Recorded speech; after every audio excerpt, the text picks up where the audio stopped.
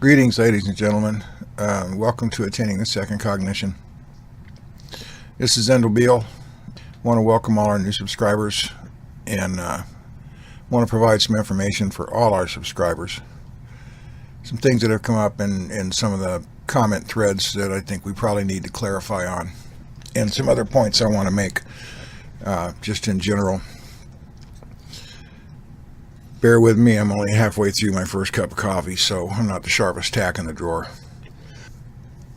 What we presented in these videos, starting with practical spirituality, is that you guys are basically looking at about 140 or 150 videotape study guide. To gain the most from these presentations, it's suggested that you watch them in sequence. People have asked, how do we go through the deconstructing the ego process? When you encounter new information in these videos, things that are troubling to you, things that you may initially want to balk at, this desire to deny these things is an ego reaction to new information that goes against his world perception. This is one good way to start this deconstruction process. In order to understand deconstructing the ego, you have to realize that your entire world is an ego perception, and I mean your entire world, both your external and internal perceptions. You look at how multifaceted the world is, the different political ideologies and groups and factions and religions and cliques and townships and countries and all of this, it's all part of this gigantic ego illusion. It's just almost like the Matrix film, where they constructed an entire civilization, based in a virtual reality. The ego reality is really close to the same thing. So you're not going to deconstruct all of your ego perceptions in a week or two. You're not going to deconstruct them, even going through our study course, to where you're going to be confronted with ideas that really go against what you know. You're going to be looking at ideas that challenge, the very roots of your perceptions.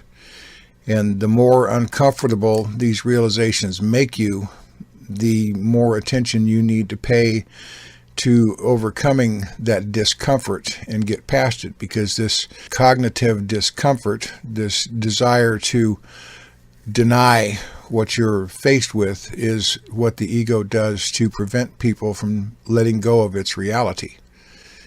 Just like when Neo left the Matrix and finally got confronted with the truth, he had a violent reaction and puked his guts out.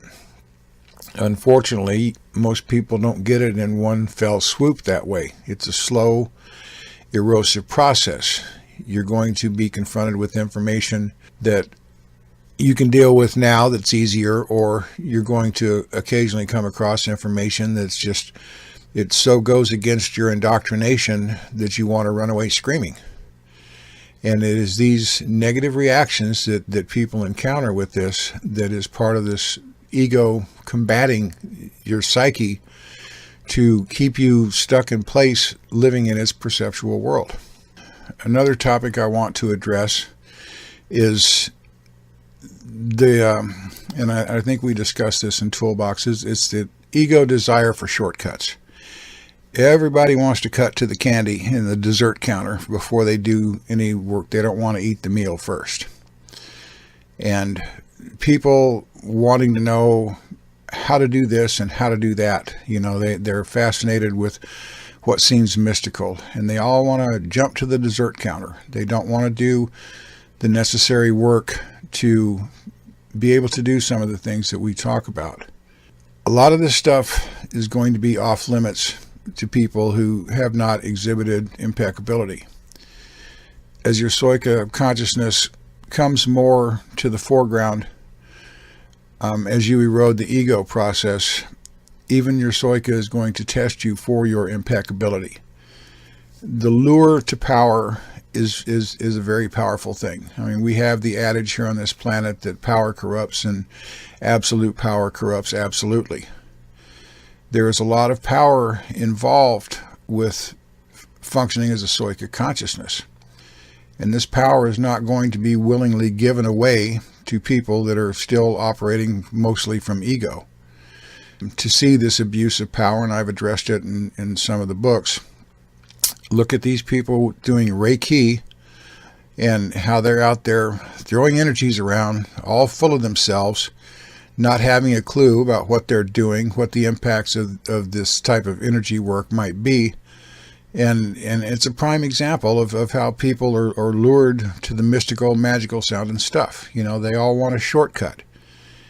And with this process to higher cognition, you're not going to gain access to the power that you desire. You're not going to be able to jump to the dessert counter unless you do all the preliminary psychological work to get the impeccability required.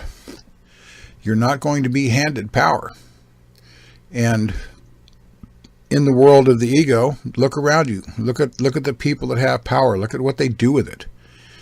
Now, in view of that, with all this corruption, do you think people of advanced consciousness are going to just give higher level power away to some dumb schmuck that walks up on the street full of ego and says, hey, I want to do that?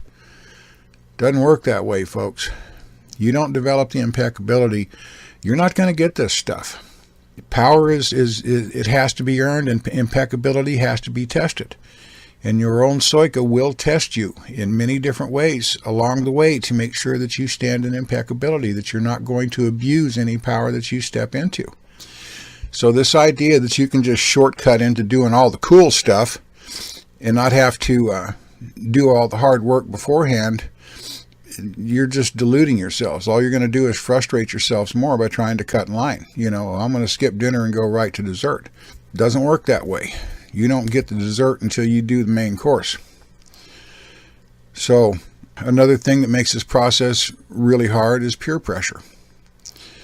Those that have been in this process know that there's a lot of external pressure, whether it's within your household, in your work environment, in your circle of friends, your social circles, whatever, that makes us feel isolated. And this isolation and loneliness we feel is also based on the ego, which has this inherent drive to gain external approval for everything that it does. The ego thrives in a group environment. And the thing that makes it most uncomfortable is to be on its own. So as you become more isolated because your ideas are different from those around you, from your friends and your families or whatever, this feeling of loneliness and frustration amplifies. It comes with the territory. And this has to do specifically with the herding nature of the hive. I mean, it had to cluster in groups. Mobs are a prime example of group hive consciousness. The bigger the mob, the lower the intelligence. But I have seen more people that want this thing that have pushed very hard until it comes up to having to cut loose of their friends. Now, I'm not one that's going to tell you that you have to cut loose of your friends, although Don Juan did tell Castaneda at one point, you've got to leave all your friends behind. Your friends in that type of scenario, they're your anchors to the first cognition world. Now, most people make distance from their friends and associates because they just simply get tired of watching the ego drama.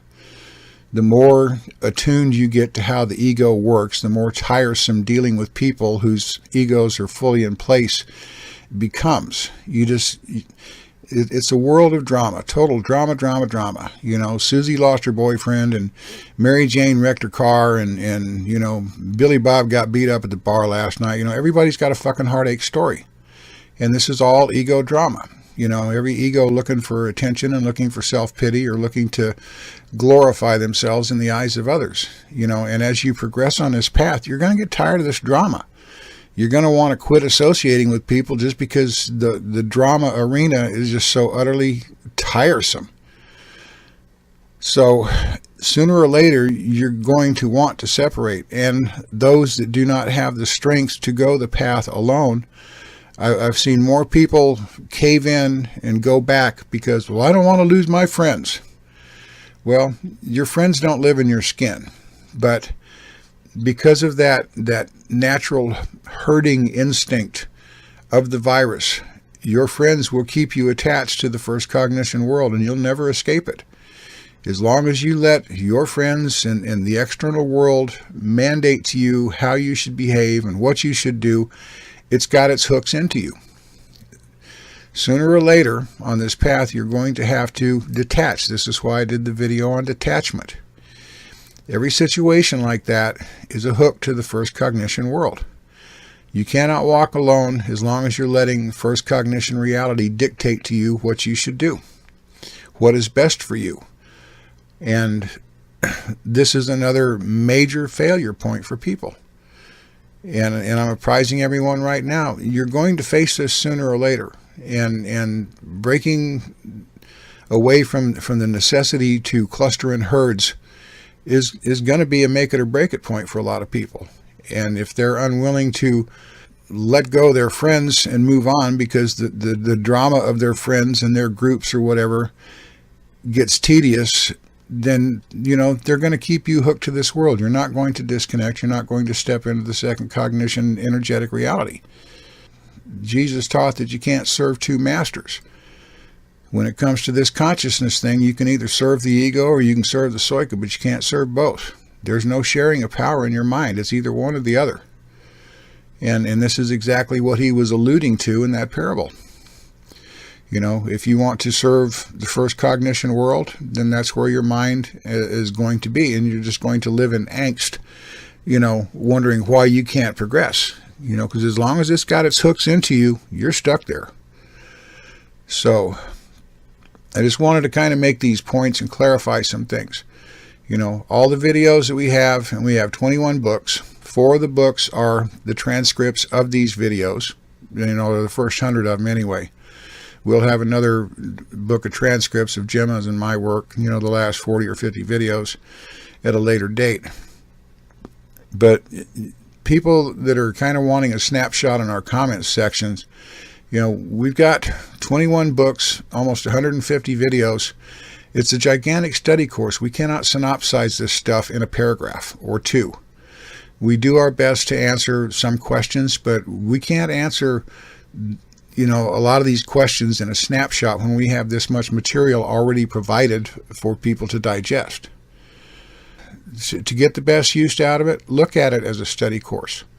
There are some of our listeners that are doing that, and they're the ones that are probably benefiting the most from it. These videos are not one-offs. Well, that was cool. On to the next one. If you're not looking at what we present and analyzing what we present and weighing it in comparison to how you think and how you live your life, then you're really not getting the greatest value out of the presentations.